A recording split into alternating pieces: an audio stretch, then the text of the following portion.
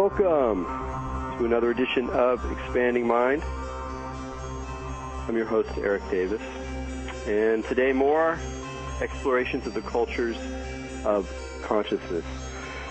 I've been writing an encyclopedia entry recently on the counterculture and the occult, so it sent me back to some countercultural texts and indeed the origins of the word counterculture, which comes from a book by Theodore Roszak. And in that book, to follow the bouncing ball of associations that often drives my mind, in that book he talks about Norman O. Brown, a once very celebrated thinker who sadly has fallen into neglect these days, who wrote a very crazy book called Love's Body in the late 60s that was pretty hip. You know, he's an intellectual professor, but it's a very poetic, crazy book, and indeed it is in some sense about madness. And in a way, as far as reading beautiful, strange, and intellectually compelling works that capture something about the 60s, I don't think you can do much better than Love's Body.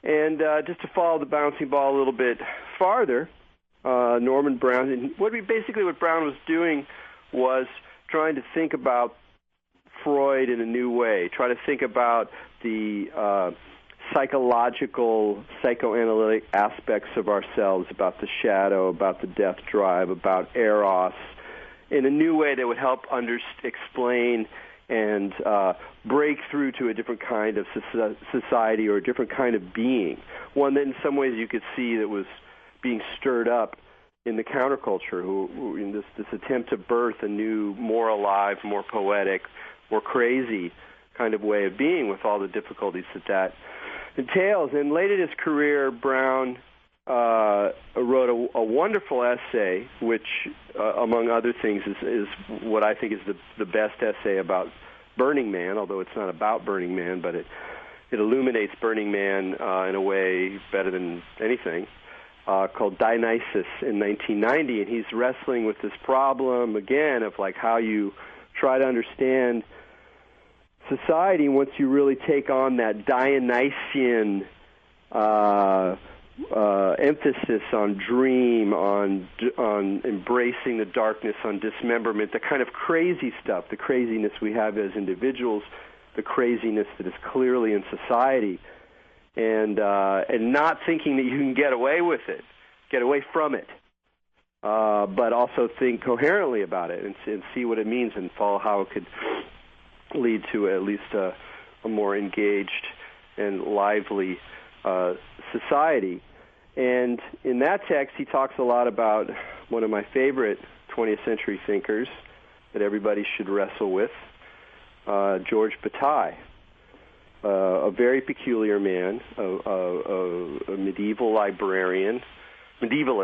librarian in Paris in the hip days, 20s, 30s, 40s, 50s, and but also a crazy perv and a wild man at writing. And he did some marvelous books on eroticism, on on medieval mysticism, very powerful, kind of brings a surrealist kind of sensibility to discussing the theories of religion.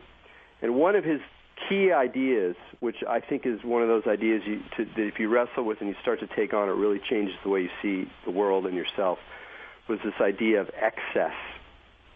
And what he thought was that there's always too much. Here we are on this planet. We're being bombarded by cosmic rays.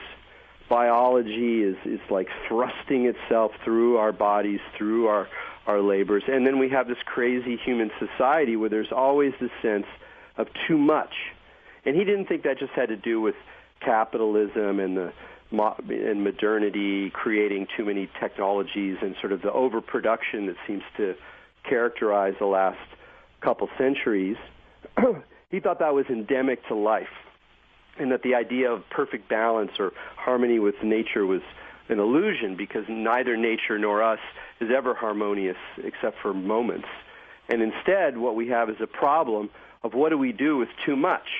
What do we do with the too muchness of our lives, the too muchness of ourselves, the too muchness of information, of production, of hungers, of desire? And what he saw was that in societies, if you look at them, one of the ways to characterize or understand societies is to figure out what do they do with the too much. And the great example here is the potlatch, which was a tradition that the Indians in the northwest coast of North America would turn to. They lived in very abundant economies. They didn't have to work very hard. There was delicious salmon running all the time, and deer and foodstuffs. They didn't have to work very hard, which meant they got kind of rich. And then what do they do with it? And so they would have this potlatch where the whole thing was about useless expenditure, just consuming crazily, madly, outdoing in a rivalrous way the other lords by throwing ever bigger, ever more indulgent parties. And this idea for Bataille became a way of understanding how people in general deal with their too muchness, because it sounds a little bit like consumer capitalism. And so then it gets a little tricky, because you're like, well, there's clearly a problem here. We don't really want to keep this thing going just the way it is. But maybe our normal idea about, we can stop it, we can get more balance, we can kind of control it, maybe that's the wrong way of thinking. Maybe it's about finding different ways of dealing with the fundamental problem of excess. So, with all of these ideas bouncing around and the associational pathways set in motion, I'm happy to say that today I'll be talking to an old friend of mine, Ed Phillips, one of my great intellectual partners over the years. Just to say a bit about him, he's a free software evangelist, theorist, and practitioner. And he says he's though a one-time expert, he's now a novice.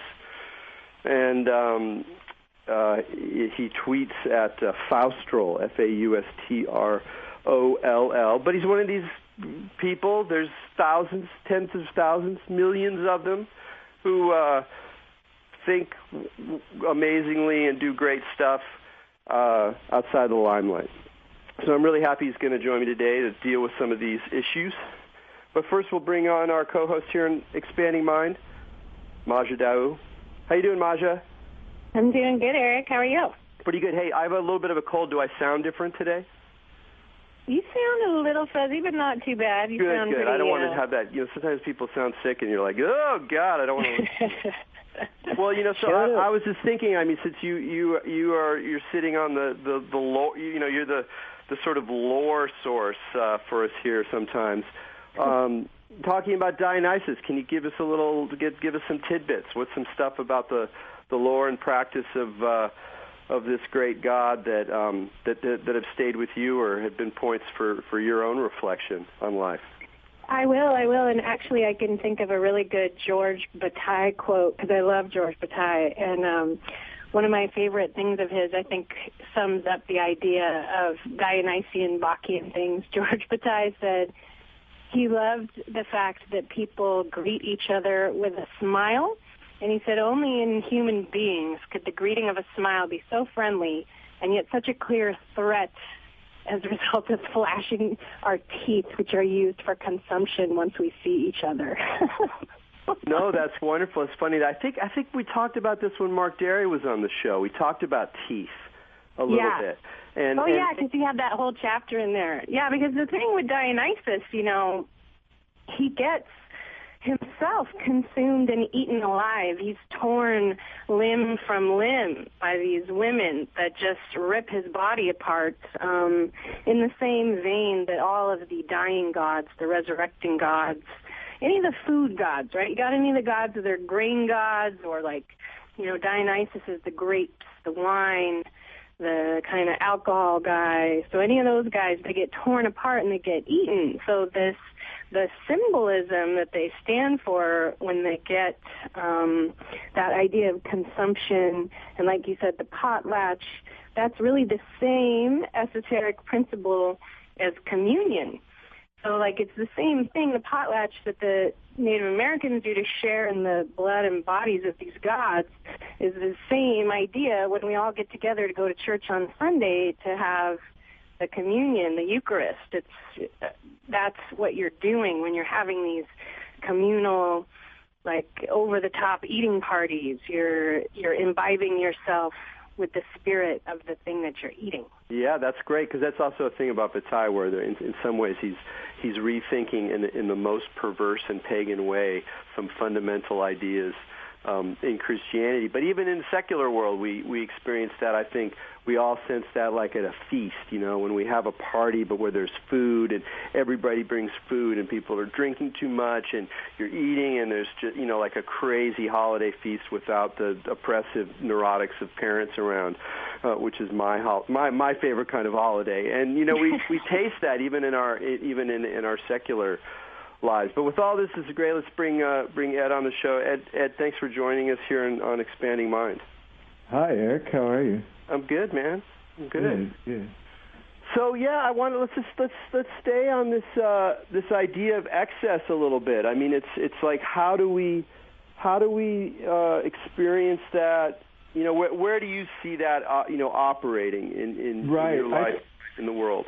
That's a great question. I think one of the simplest and most clear ways and most obvious ways of talking about it, and hardest to refute, would be to say that we suffer from an excess of emotions. All of us, all human beings do, an excess of emotions, or what they call proto-emotions, an excess of affect and sense. And this is an issue in every human being. How do we deal with this constant affective experience that we're experiencing?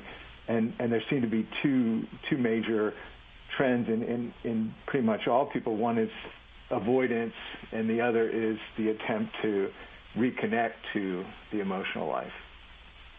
Yeah, I mean, I think that's it's one of those paradoxes. I think anybody who's done any self-work, it's like going to in real therapy, not just sort of trying to modify the irritations, but actually really diving in, or other kind of spiritual work or meditation. It's like the farther you go, the more the territory opens up into just the depth and intensity and contradictions of our own experiences. It's like the world that's opened up by dreams is it seems almost kind of infinite, and it can be sort of overwhelming. It's like, oh my God, every step I take, I think shouldn't I be getting more integrated and more controlled and more clear, and yet the opposite often seems to, in fact, generally seems to happen.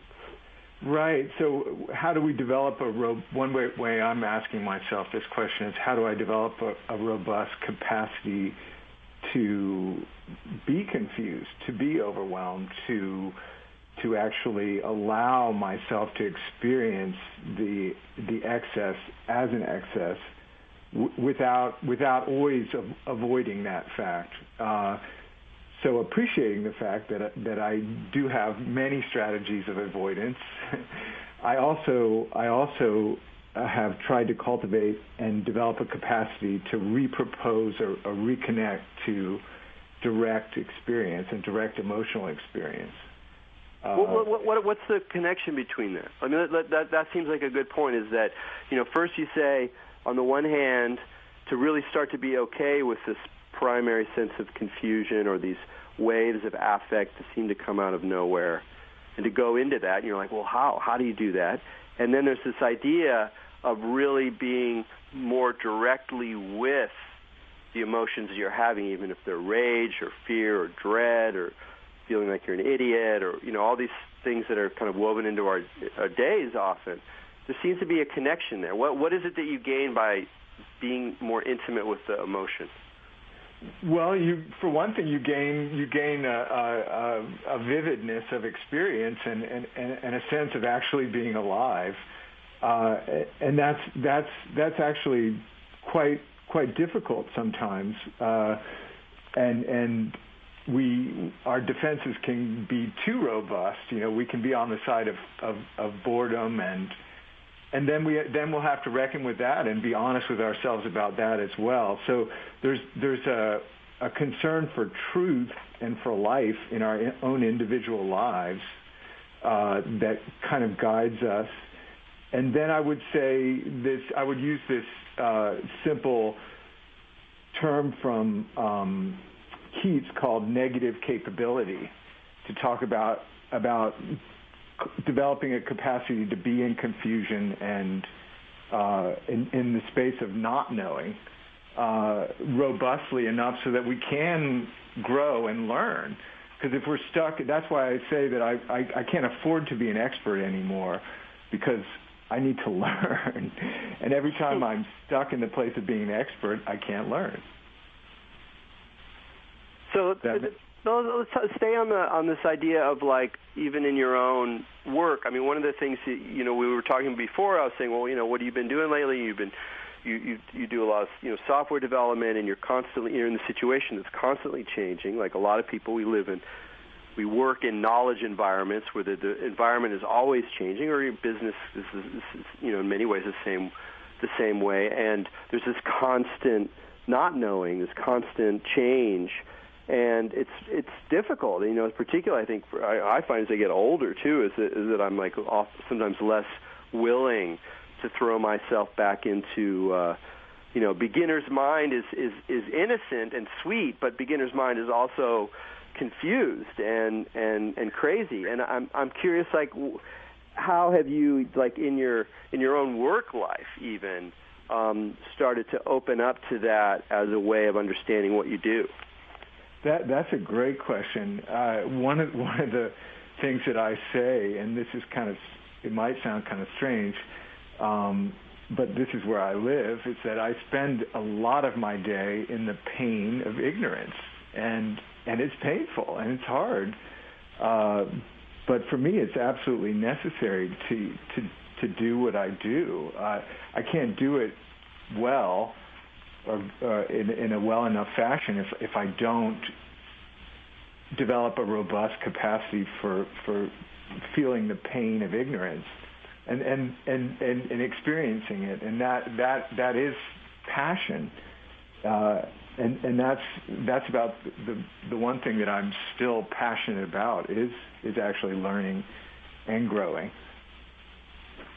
Does that make sense? And that's a tricky thing, though, because it's such a fine line when you have that kind of intelligence to not let it grow to obsession. I mean, I see for myself, I'm one of those people that likes to know everything, right? And it's not even like I want to know it to be an expert or feel like, I'm some kind of thing in the world. I just have to know stuff, which, like you said, it's when I don't know something or I'm feeling that place of ignorance, it makes my brain go kind of nuts. So I'm wondering if for you, do you have that, like, just kind of obsessive compulsive kind of thing where you have to get into stuff to try to, like, get to the answer? Or is it more like for you just, I mean, what do you mean by the pain of ignorance? Is it, just like you don't feel comfortable not knowing something, or like you can't just let go and float into it? Or what kind of form does that take for you? Oh, thank you. Yeah, that's a great question. It's actually, maybe perhaps I could say it's in suspending the compulsion to know, and it's in developing some patience with being in confusion that then allows some economical way of understanding something to emerge. So a lot of what I do is just, I will take in a lot of things. I will sort of drown before I can swim, and then I will let my mind slowly digest something, and I'll give it lots of room.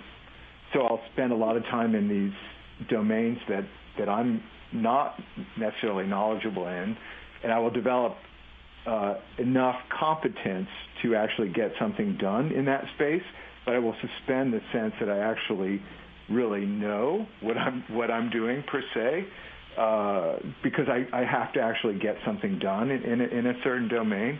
But I try to preserve that ignorance, and in fact, the deeper I go into these things, the more I open up yet more vistas of even greater ignorance. So I can't afford to tell myself that I'm an expert. I can't. I need to be competent, but I don't need to be an expert. Does that make sense? No, that would totally. I mean, we think about it. I mean, it's definitely one of the diseases of our era, and it has been for a long time. I mean, I mentioned at the top of the hour, reading Theodore Roszak's book, which I reread recently, about the counterculture. Great book, really insightful, very interesting.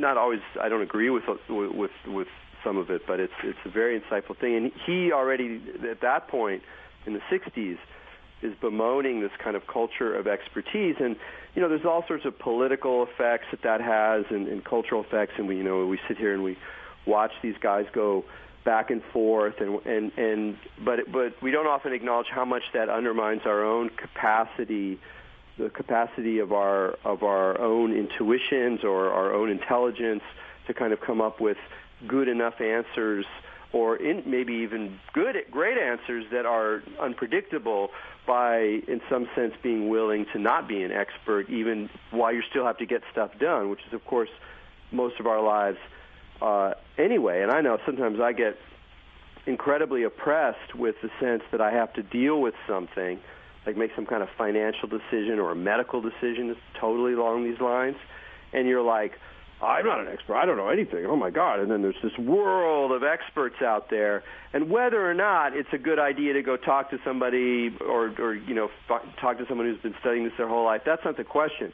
The question is how I internalize, how I deal with that state. And I think that living in a culture of experts, we just develop this bad habit of going, I don't know. Okay. Somebody else knows. Someone else is like, let me try to pass the buck and put, and not just be in the confusion. And you use the word patience, which I think is really, really key to a lot of this stuff. I mean, when you talk about how do you be with your difficult emotions, whether they're confusion and the need to know or other aspects of this excess that's coming through us, and there's this trick. It's like you don't want to be completely suffering in it so that you freak out, because often, if you're just overwhelmed by one of these emotions, you freak out.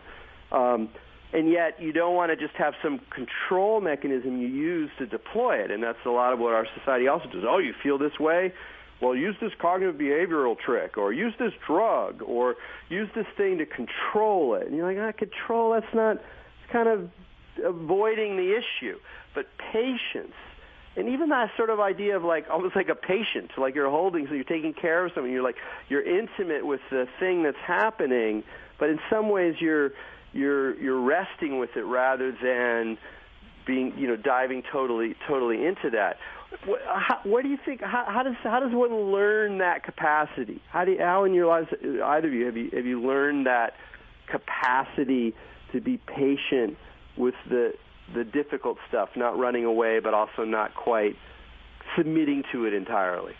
Right. That's a great question, and some people are calling it the capacity to contain, patience, a kind of presence with a kind of being with one's experience as it is, and an interesting thing is, I could say also is what kind of things are we going to give over to the experts? Because there's a lot of things I would just love to give over to the experts. Like, I don't really want to know a lot of how certain things work.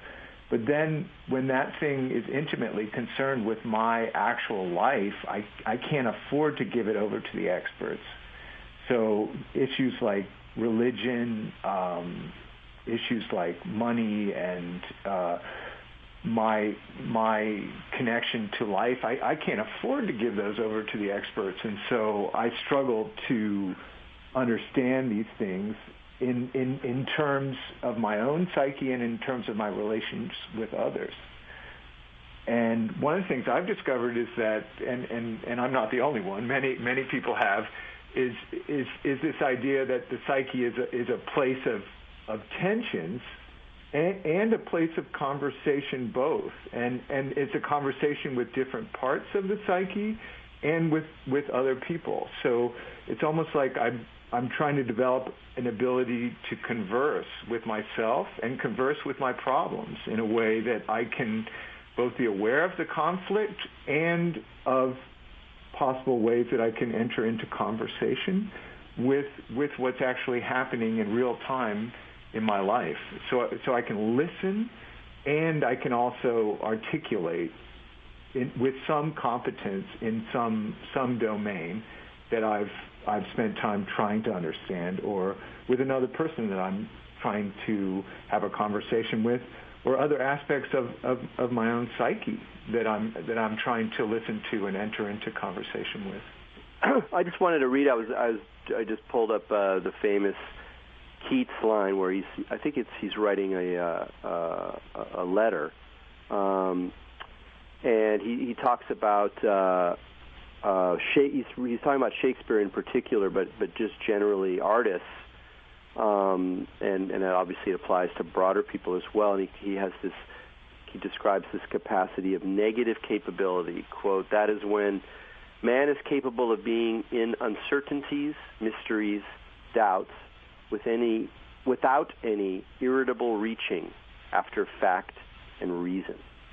And that's willingness to be in those contradictions. And the other thing you said right there about that emphasis on strife, the strife in the self and then the strife and struggle in the world, is I think there's a real tendency today, especially for people who've been, working in, with spirituality and meditation and Buddhism, and who are discontent with the contemporary world in a lot of ways, that there's this sort of model of a kind of like what you're striving for is a kind of peace or a kind of balance or a kind of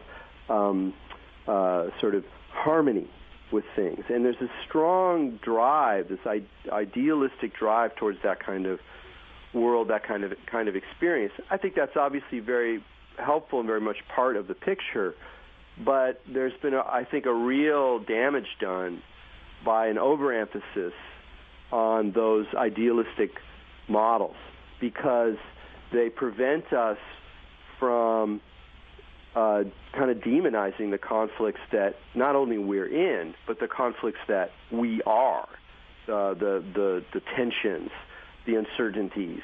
And so there's like a sense of like, oh, there's something wrong here. If I can like meditate more or be more at one with my experience or be more accepting of everything in the world, then I'm not going to have this kind of tension.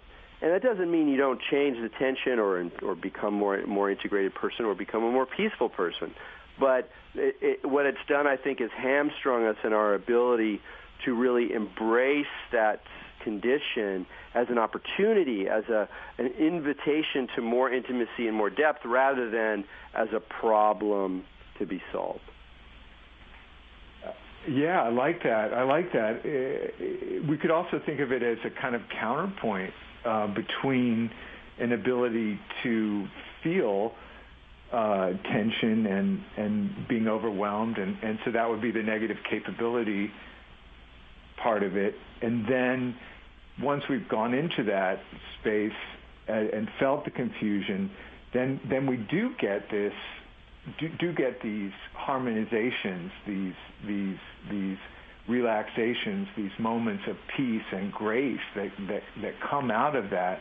But to have those in a real way, in a way that feels absolutely real and that touches our hearts, we paradoxically have to have the faith to enter into the confusion and enter into the durability. Enter into the confusion with letting go of our preconceptions and risking something in ourselves, and then we'll get the grace. Yeah, but that seems like that idea of that kind of faith is really key. That kind of risk, that kind of trust, and we can even do it in the smallest kind of ways. little things you don't, whatever, you don't know how to do some household chore, you don't know how to da-da-da-da. And yeah, maybe you'll get some advice from an expert, but at a certain level, you're just kind of throwing yourself into it, and you can start to learn, oh, wow, actually, a lot of times I do something I don't know how to do, and it works out fine. In fact, it's something wonderful happens, something creative, like, oh, my God, who knew? Or cooking without a cookbook. To me, seems like a totally key thing. It's like right there every day, you're cooking almost every day, and yeah, you can't do this all the time, but sometimes, you take some stuff, make food, see what happens. Sometimes it's not even that good, but you're like, there's a process of growing, of throwing yourself into it. So we're surrounded by opportunities to do that, and you learn that ability, and then you can face other things. But we got to take a break right here, and we're talking with Ed Phillips on Expanding Mind, Erik Davis and Masha Dau, and we're talking about all sorts of stuff, and we'll be right back.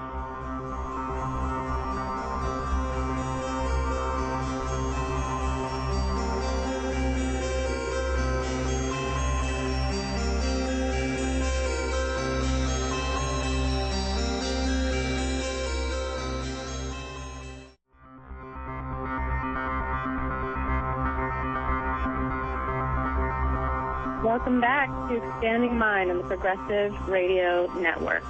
This is Masha Dau.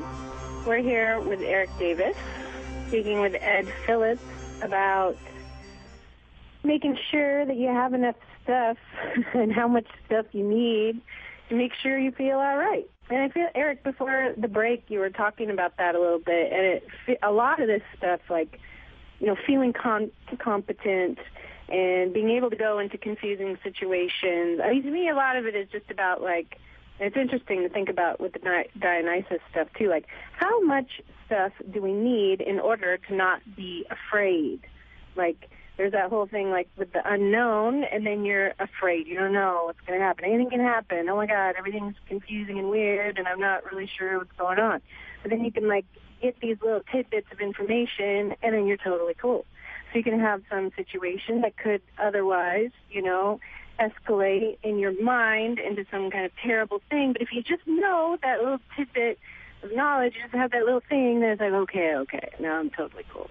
So it's that fine line between how much do I need before I'm afraid and have a total freak out.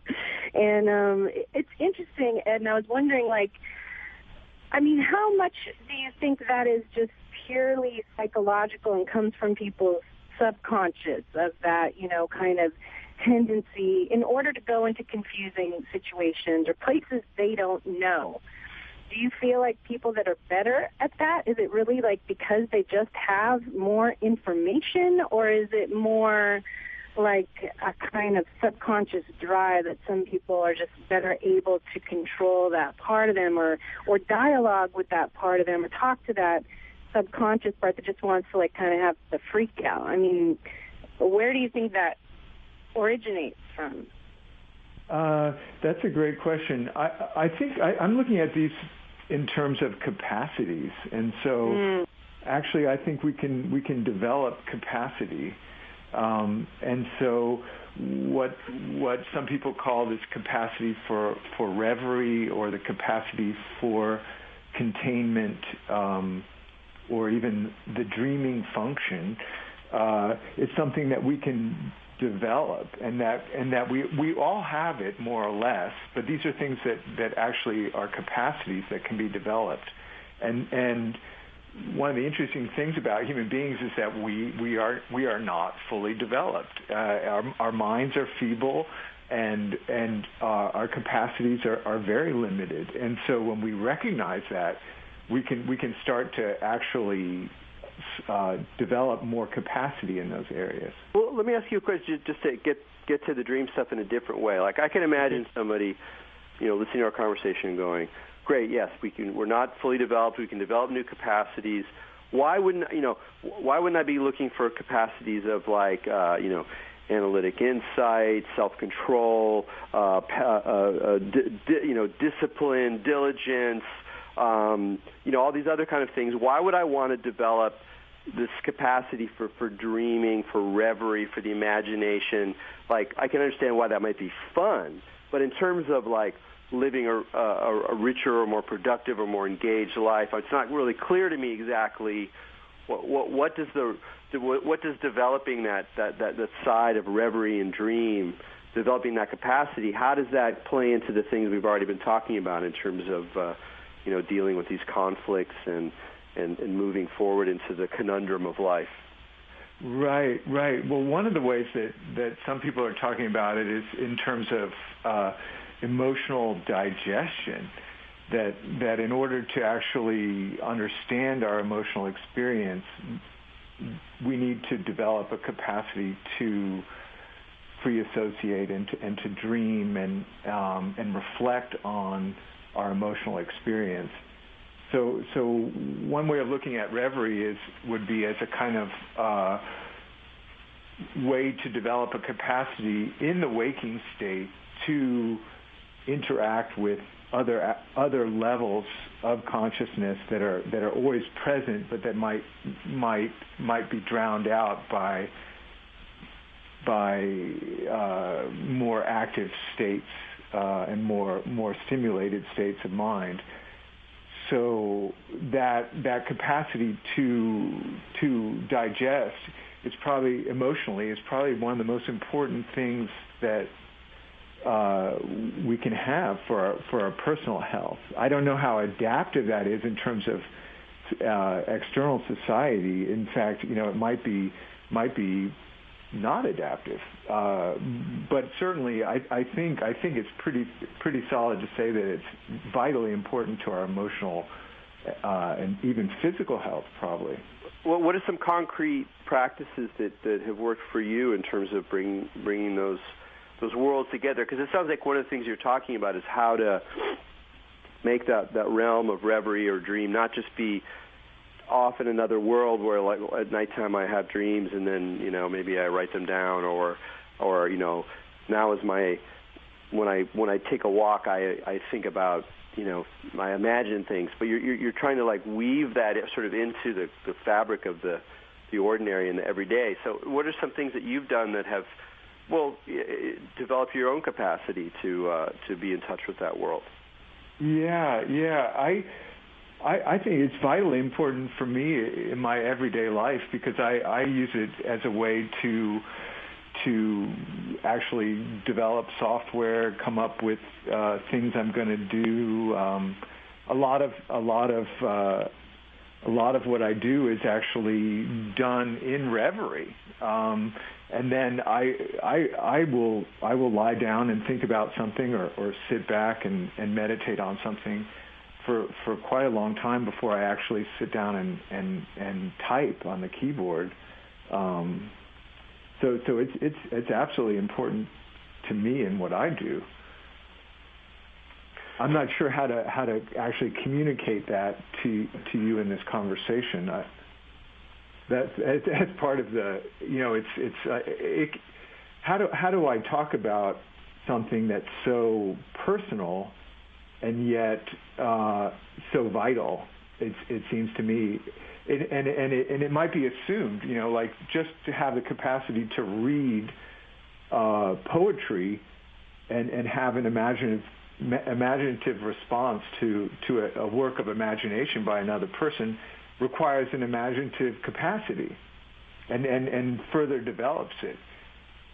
Well, I think part of the sort of the answer is the problem in the sense that these things, there's some kind of there's something very intimate and very singular about our different ways of connecting with that imaginal realm, and that, so you can't really, if you could codify it and say, oh, do this, and this, and that's a lot again what you see in the New Age and self-help manuals and all the sort of reign of self-psychology of like, here's the plan, here you do this, and then you have people who like kind of, they feel like they want that, and so they go out and they read somebody else describing how to do it, whereas in a way what the answer is that it's kind of not a solo journey, but one that you have to make kind of within, finding your own sort of modes reverie. I mean, I think one of the ways that I do it is that I start to think about childhood and those states of imaginative intimacy and even, some of the kind of more disturbing parts of the childhood's mind, and then kind of really resonate with them, get close to them, and then start to get a taste for them so they're familiar to me, like, oh, it's that space, like that one time in the field when I was 8 years old or whatever.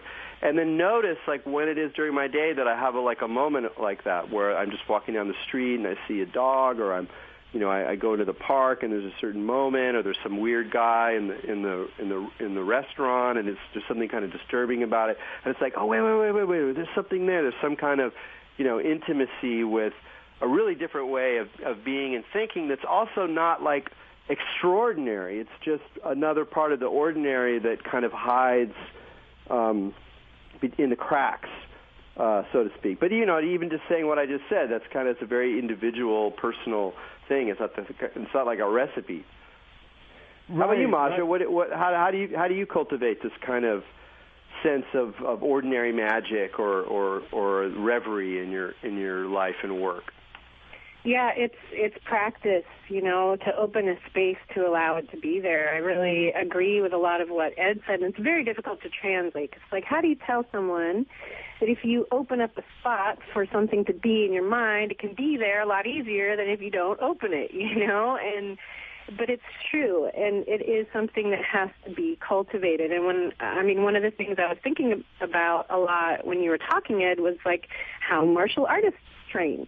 And it's almost like the math equation with imagination, just as much as it is with your body. If you, do push-ups 100 times a day for 3 months, you're going to be better at being able to just drop and do push-ups whenever you need to do them. If you sit there and allow the capacity for your imagination to increase, then when you're met with something like a poem or a song, after developing that capacity, the impact that it has and the depth that it goes to is much deeper than it would have been possible to do before, and it's through practicing. For me personally, I read books, I do art, through music, meditation, like for having magic happen in life. It's just about increasing my ability to perceive it, right? Paying attention more, and then it just comes in. You got the spot there, and it just shoots right in there.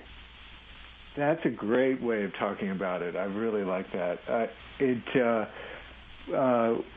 think it was Keats or someone based on Keats that talked about being a gardener of the mind, being a gardener of the brain, or of creating these kinds of bezels so that wisdom can land in them.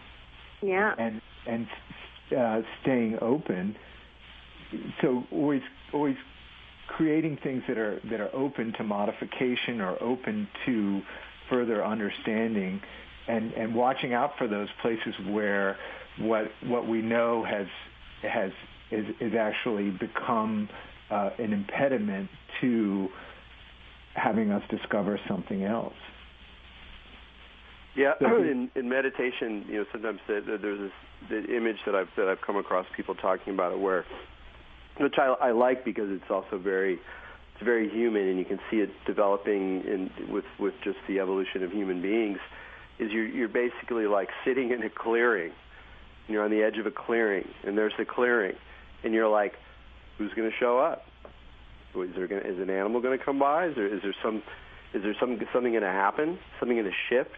Is there going to be a sign? But there's this kind of space of an emptiness, but there's a watchfulness as well, like a readiness to recognize and to go with something that might emerge, and that sense of openness is really key, and in a way it gets us back to the first topic about excess, not only in our personal lives, but even more importantly, in some ways, in society and in economy and the world that we're in, is that there's not a steady state. It's not a closed system where everything is rationally accounted for, and then there's a little bit of excess you got to deal with, some surplus that you got to deal with.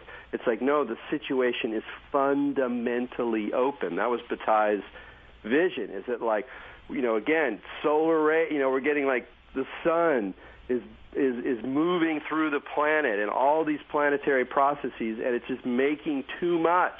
It's always spilling over the edge of the cup.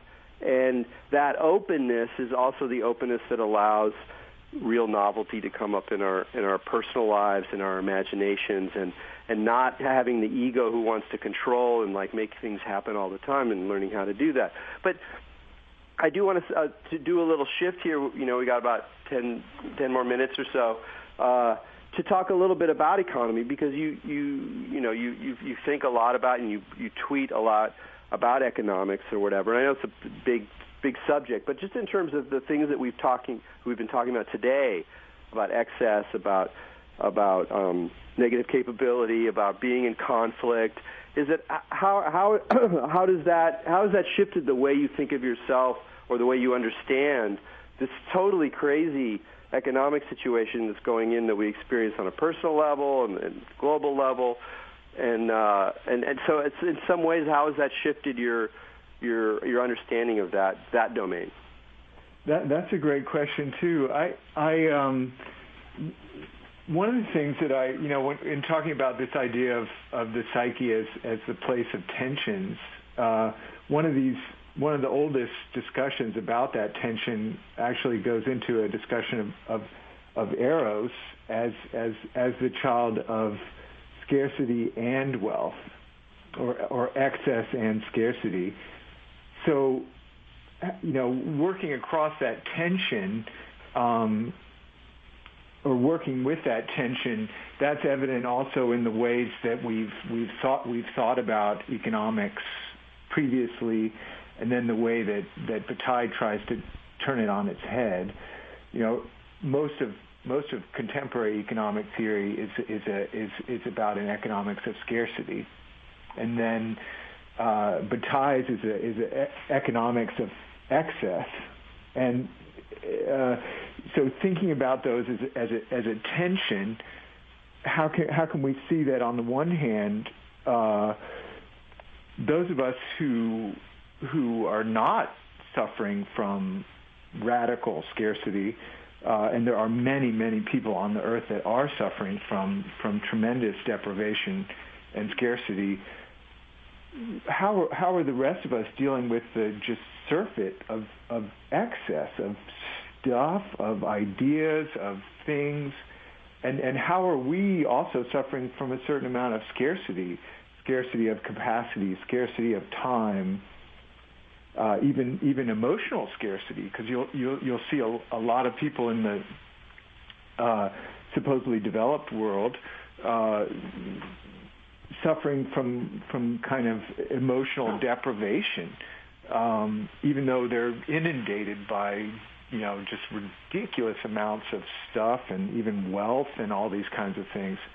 So how do we negotiate that as people? That's how I ask myself. That's what I ask myself. And Norman O'Brown in that essay that you referenced just simply says, what do human beings really want?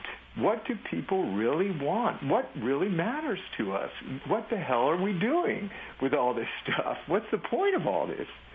And I don't have an answer to that. I'm just amazed by it. I'm stunned by the truth in that question. So I'm looking at it in myself, and simply for me, it comes down to this emotional wealth, emotional excess, because that is true of every human being who's capable of speech at all, or capable of any kind of discourse or anything. Every single person is suffering from or benefiting from, depending on their perspective, emotional excess and emotional wealth and emotional richness if they're willing to suffer their own experience long enough to get there. But unfortunately, a lot of us, and including myself, I have to include myself in that, we're not yet capable of suffering our own experience in some way. Does that make sense? It makes a lot of sense. I mean, though it's maybe a little bit, it's often discussed. It does make me think of how, one place where all of us know excess now in a way that we didn't even 10 years ago is the surfeit of information and just the complete too muchness of the internet, which is, and in a way it's kind of a nice situation because we all know it so well, that anything you're interested in, or music or film or the answers to a question about your medical health or options for that you can go online and there's just too much. There's just and at some point and then we all develop strategies and we all develop ideas that may or may not be conscious about how we deal with that too muchness. But what your question made me think of is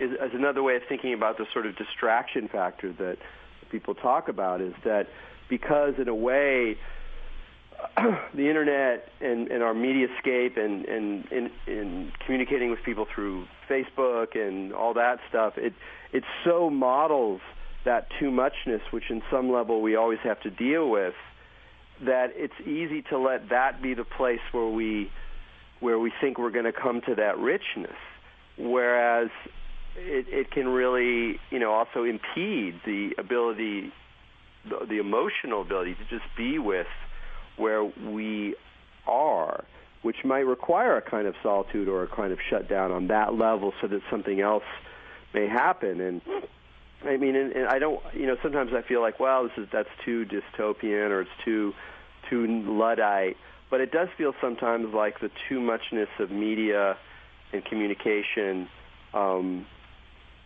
of overwrites the space where we would be able to experience that more intimately and come to terms more intimately with ourselves. And so there are a lot of emotional cripples, and I know I'm one too, like you say. I mean, I know how I use this stuff too as a way to distract and avoid. So I mean, so just I'm curious how you think about these issues in terms of the kind of too muchness of the information society. Yeah, that's a great question too. One of the things is, you can divide the internet too between, on the one hand, the news cycle, which is meaningless in so many ways, and then the longer term trends that are around, and deeper ways to think about these issues that have been around for a long time, and you don't have to worry that somehow it's going to disappear or everything's going to change all of a sudden. The news cycle is an internal return of the same often trivial set of distractions, and it's filled with a lot of propaganda, and it's attempting to stimulate emotions without leading to any understanding. And if you, on the other hand, if you look a little more deeply, there are ways to think and talk about the conflicts and tensions in society that are going to be around for a long time. And so if you work steadily towards trying to hold those tensions and understand them, you probably made good use of your interaction with society, because you've found some way of navigating that's going to do you well, regardless of what blip on the news cycle is happening at any given time. So it's all in how you use the media. I don't think the media determines anything for us. I think we're more determined by our own preconceptions and predilections and what the Buddhists might call attachments, than by the media or by even society per se. We're in interaction with it, certainly, but it's our attachments that we're seeing. Sort of manifest on that level. Well, we only got a couple of minutes left here. I just want to make sure if there's any lingering thought that was still wanted to be expressed. Okay. Yeah, maybe I could continue with that because each one of these words that we use is so filled with such a penumbra of associations that it's dangerous. So when I say attachment, I want to speak positively of attachment too, because it's so important that we have attachment, and there's so much denial of desire and genuine attachment in our society that there's a danger when I talk about what the Buddhists call attachment that people are going to say, "Whoa, just don't be attached," and that's somehow going to solve the problem. That's just going to make you into a robot. Well, speaking of the robot, I think our robot soundtrack is indicating that we're at the end of the show. So thanks, Ed, for talking with us on Expanding Minds. Thank you, Eric. All right. Ed tweets Maja. Thank you. Stroll. And for me and Majid, all you out there, keep your minds open.